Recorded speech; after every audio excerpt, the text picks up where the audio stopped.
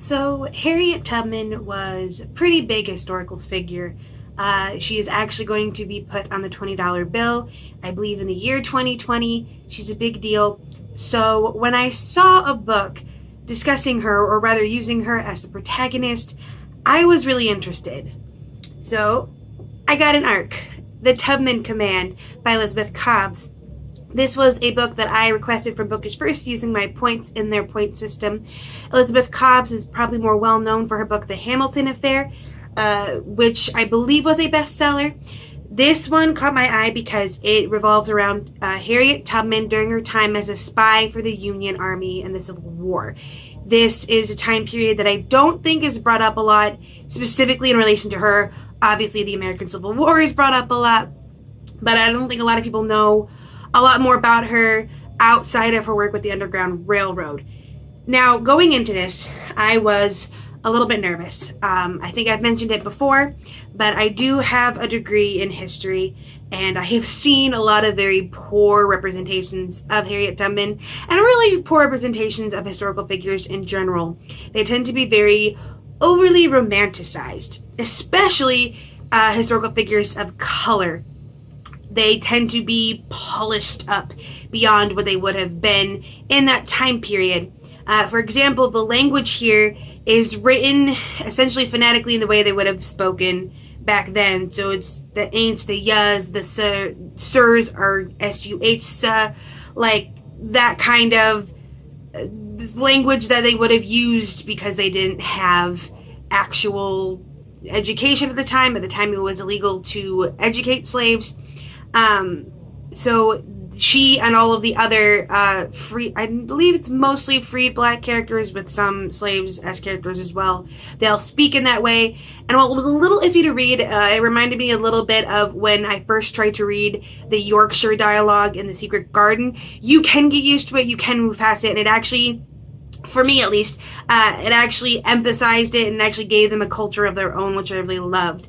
But Harriet Tubman was also portrayed as being angry and wanting to burn the plantations down, which I really liked because you almost never see that. A lot of times black historic figures are portrayed as being very serene and not wanting to do that kind of thing. They kind of all have like the Martin Luther King overlay where no, all nonviolent. Like, no, with everything they've been through, yeah, they would be pissed, and I'm not like mad about it. Like, yeah, all the things she's been through, yeah, she's pissed and wants to burn plantations down. I'm happy about it. And I really loved that. I also loved that the author, Elizabeth Cobbs, showed her neurodiversity. For those of you who don't know, I don't know how much it's brought up. Harriet Tubman was struck on the head very savagely by a white overseer as a child at about 12 or 13, and it gave her, there's an official name for it, it's a kind of epilepsy. She would black out, I don't think she had seizures, but she would just black out. She would have weird vision. She had headaches. She had serious neural struggles. I believe at one point she actually underwent like a kind of brain surgery without anesthesia because it was troubling her so much. And I don't think it's a part of her that's often mentioned, but it needs to be, because she was not only a woman in a time when that was a bad thing to be, and not only black at a time when that was a bad thing to be, but she was also struggling with a mental disorder at a time when they didn't understand them, and still overcame all of those things to be a badass. And I love her for that. So this story specifically, because it's fairly kind of like a micro history in that it focused on one very specific rescue mission, essentially, involves Harriet going on as a scout to look up the Civil War's era version of torpedoes, not torpedoes as we know them, basically barrels filled with gunpowder hidden in rivers, trying to figure them out so that the Union Army, or the Union Army around her, the I'm losing my mind. The colored regiment can go up this river and free as many slaves from these giant plantations as possible. And so there's a ton of lives on the line here, and they've got to make sure that they got all the torpedoes mapped, because if they don't, the entire ship can sink. So not only would they not rescue the slaves on the plantation, but a lot of the colored soldiers could also die. So there's very high stakes. Now, if you know how it ends, which you might because this is based on a real historical event, you might think, oh, well, there's no tension. So what Elizabeth Cobbs did is she basically added tension in the face of multiple characters that may or may not live. So you may know that the entire mission goes off fairly well, but you don't know who all actually gets saved. And I'm not going to tell you, obviously. So basically, there's still tension. There's still danger. You don't know, which of the slaves that you meet still enslaved on the plantations, if they're going to be saved or not. And you see a lot from Harriet's point of view and a lot of her guilt in wanting to save literally everyone and being furious that the boats have capacities that cannot be overdone and they have to leave people behind. She also really wants to see the plantations burned down, as I said before, but she's portrayed so brilliantly. And I think that's my favorite part. It's very hard to know exactly what Harriet Tubman was like because she was illiterate for like most, if not all, of her life. She never wrote anything down. She would give speeches that we know would keep giant crowds enthralled, but we don't know what she said. So we know that to a certain extent she must have been charismatic. She must have been the kind of person that could keep a room focused on her, but we don't know the actual words she used. So what the author did, Elizabeth Cobbs, and I really liked this. See if I can find one. Actually, I believe it's in the beginning. She begins every chapter with quotes, primary sources that either talk about Harriet Tubman, the Civil War, or what it was like to be a slave. So there's everything from people that met Harriet Tubman, generals on both sides of the Civil War, plantation owners who had their plantations burned, which, I feel nothing for you, as well as accounts from slaves who were talking about this was the horrible thing that happened. And it was very much a case of the author going, here's the evidence, here's what I did with it. And I like that as a historian. It was kind of like a neat way to have footnotes in a fiction text. Like, she didn't do it Chicago style, but she still told you this is where I got my information from.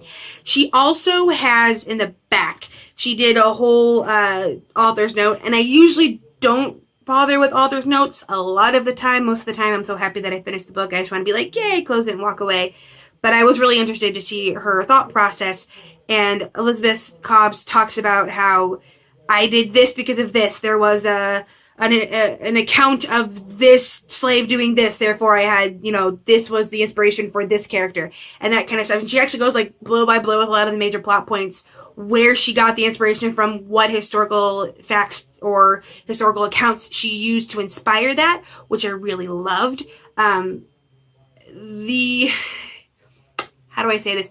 The one downside for some, it didn't bother me as much, but I know it might bother others. Because she was so true, or trying to be so true to the story, there are two things you need to be made aware of. One, this story will make you uncomfortable.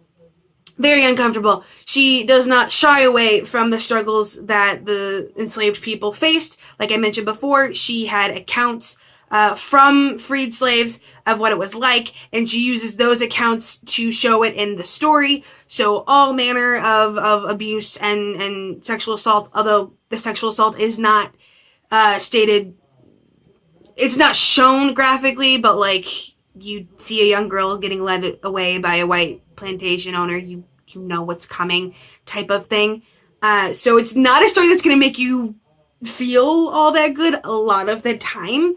And second, because it was a word that was used a lot of the times, and because it was something that would have been common to hear all the time, there's very, very liberal, prolific use of the N-word on both sides. So both white men and colored people both use that word. Not just white men, white women do it too.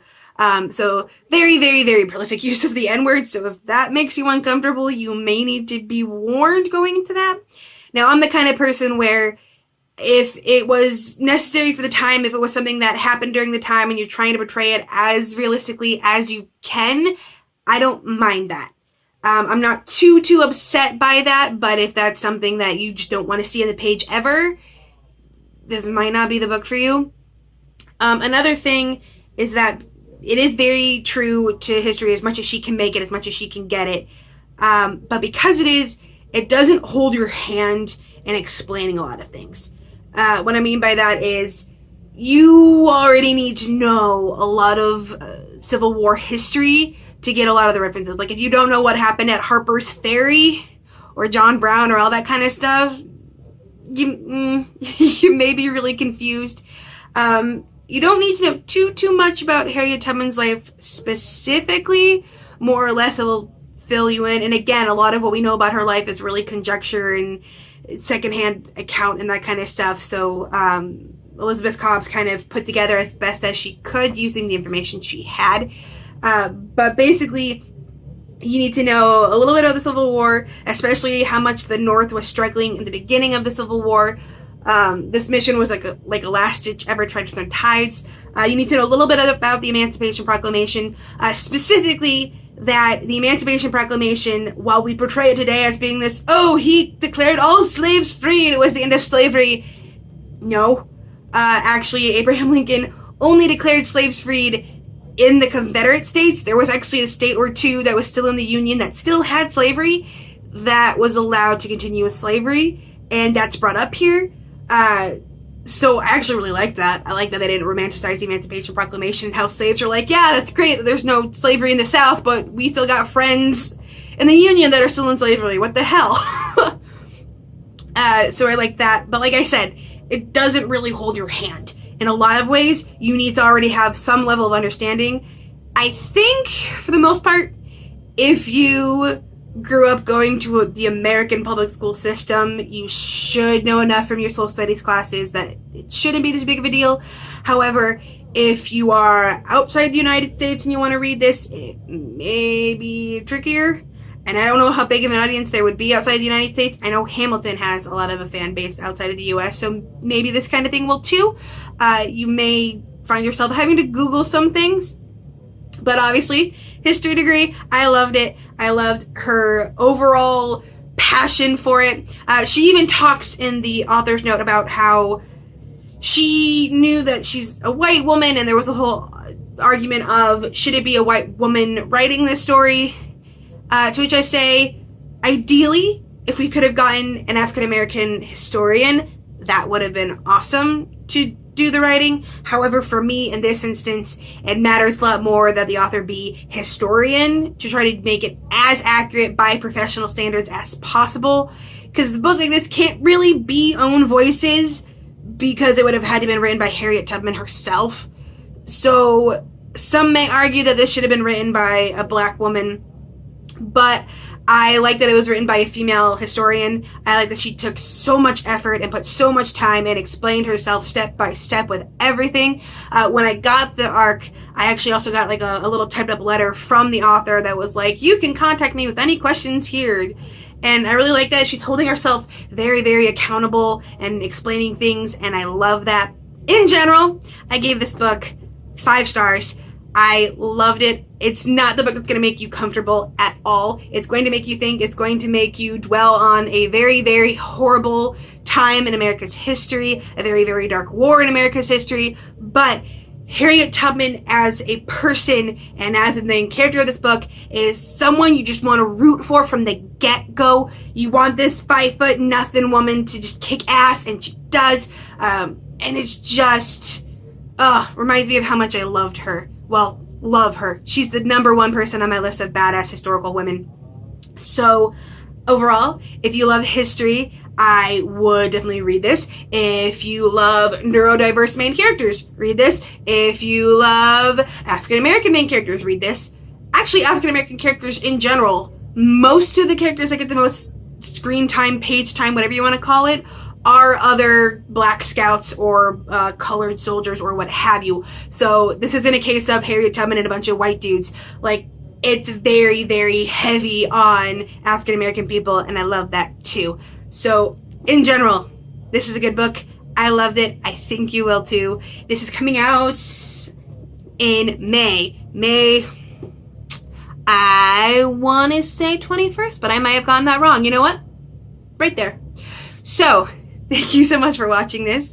I hope you have a wonderful day and a marvelous tomorrow.